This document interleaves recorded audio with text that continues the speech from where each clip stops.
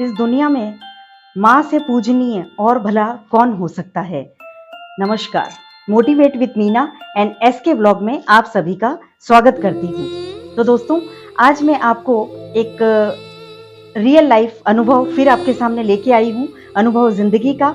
और माँ के लिए आज चंद शब्द मैं कहना चाहूँगी और आपको हमारे पूजनीय सम्माननीय व्यक्ति स्वामी विवेकानंद जी का जीवन का एक अनुभव जो उन्होंने किसी को सीख दी थी, वो आज मैं आपके सामने प्रस्तुत कर रही हूँ। तो चलिए बिना किसी देरी के हम वीडियो स्टार्ट करते हैं।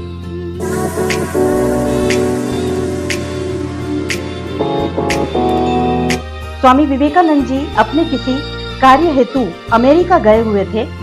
जब वह अमेरिका किसी कार्यक्रम में पहुंचे तो वहां दूर खड़ा कोई अंग्रेज व्यक्ति उनके पास आया और स्वामी विवेकानंद जी से कहा उन्होंने कि आपके देश में माँ को सबसे ऊंचा स्थान और पूजनीय स्थान क्यों माना गया है, माँ को सबसे ऊंचा दर्जा क्यों दिया गया है।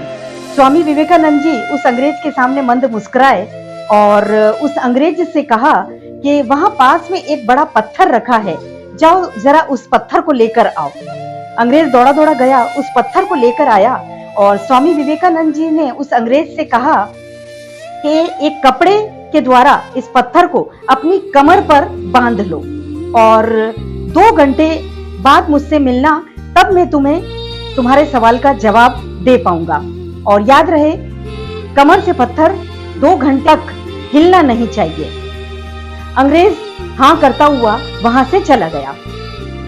थोड़ी देर बाद क्या होता है कि 2 घंटे तो बहुत दूर की बात है, 1 घंटे के अंदर ही वो स्वामी विवेकानंद जी के पास आता है और कहता है, स्वामी विवेकानंद जी मुझे अपने सवाल का जवाब नहीं चाहिए, मैं इस पत्थर के बोझ को 2 घंटे तो क्या 1 घंटे भी नहीं उठा पाया हूँ। स्वामी विवेकानंद जी ने मंद मुस्कुराते हुए फिर उस अंग्रेज से कहा, आशा करता हूं तुम्हें तुम्हारे सवाल का जवाब मिल गया होगा कि हमारे देश में माँ को सर्वप्रथम पूजनीय स्थान क्यों दिया गया है। अब तुम समझ गए होंगे। अंग्रेज नतमस्तक था और स्वामी विवेकानंद जी ने बिना कुछ कहे एक छोटे से उदाहरण से समझाकर उसे बताया कि माँ को सर्वप्रथम स्थान, पूजनीय स्थान क्यों दिया गया है। तो दोस्तों, इस छोटे से उदाहरण से हमने और आपने यही सीख ली है कि पिता को भी जो दर्जा दिया गया है उनकी व्याख्या करना असंभव है, लेकिन माँ, जब वो अंग्रेज उस पत्थर को 2 घंटे भी अपनी कमर पर बांध कर नहीं रख सका और एक माँ 9 महीने अपने पेट में, अपनी कोख में एक बच्चे को पालती है और उस पर कितनी भी तकलीफ, दुख, दर्द सहन करना पड़े, लेकिन वो अपने बच्चे पर आंच नहीं आने देती है। चाहे वो बच्चा कोख में हो, चाहे वो बच्चा पैदा हो जाए, उसके बाद वो अपने बच्चे पर आंच तक नहीं आने देती है, चाहे खुद कितनी भी तकलीफ सहन कर ले। इसीलिए हमारे देश में माँ को सर्वोच्च स्थान दिया गया है, पूजनीय स्थान दिया गया है। मंदिर में देवी माँ की पूजा करते हैं और घर में हम अपनी माँ की पूजा करनी चाहिए। माँ, हमारी माँ से बढ़कर हमारे लिए और कोई नहीं हो सकता।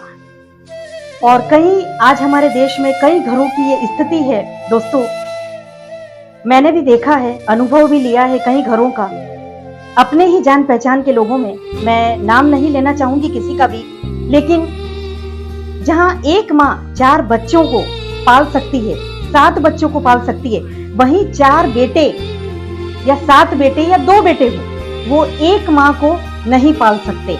उस एक माँ उनके लिए भारी पड़ जाती है। क्यों? क्योंकि उनकी आजादी खत्म होती है। पिता घर की नींव है, छत है, रोटी है, कपड़ा है, मकान है, लेकिन एक माँ से घर की खुशियां हैं, माँ से घर की रौनक है। बेटा जब थका हारा काम से लौटकर घर आता है तो बच्चे पूछते हैं, पापा क्या लाए? पत्नी पूछती है, कितना कमाया? पिता पूछता है, कितना बचाया? लेकिन एक माँ ही एकमात्र ऐसी औरत है हमारे घर में जो बेटे से पूछती है, बेटा तू थक गया होगा, जरा आराम कर ले। पत्नी जब 16 श्रृंगार करके तैयार होती है, पति उनके लिए साड़ी, महंगे महंगे तोहफे लाते हैं, पत्नी जब तैयार होती है और पति से पूछती है मैं कैसी लग रही हूँ, तो पति बिल्कुल उन्हें जवाब देते हैं बहुत सुंदर लग रही हूँ। लेकिन क्या कभी ऐसा हुआ है कि कोई बेटा अपनी माँ के लिए एक बहुत ही सुंदर सस्ती सी साड़ी भी तोहफे में लाकर दी हो और अपनी माँ को तैयार होकर बिना उसके पूछे माँ के लिए कहा हो कि माँ तुम बहुत सुंदर लग रही हो? क्योंकि दोस्तों हकीकत तो यही है कि इस दुनिया में माँ से खूबसूरत औरत, माँ से खूबसूरत और कोई भी नहीं हो सकता। तो यदि जिन बेटों ने ऐसा कार्य किया है तो उनको मेरा नमस्कार, और जिन्होंने नहीं किया है तो सबसे पहले अपनी माँ को सुंदर सा उपहार दीजिए और एक बार माँ की तारीफ करके तो देखिए, और फिर देखिए चेहरे पे माँ के जो मुस्कान आएगी वो लाखों करोड़ों से भी ज्यादा की होगी, उसकी कीमत नहीं लगाई जा सकती। दोस्तों आशा करती हूँ आपको आज का ये छोटा सा मोटिवेशनल व्लॉग अनुभव जिंदगी का पसंद आया होगा। वीडियो पसंद आया हो तो लाइक जरूर कीजिएगा। जिन्होंने मेरे चैनल को अभी तक सब्सक्राइब नहीं किया है तो सब्सक्राइब जरूर कर लीजिएगा।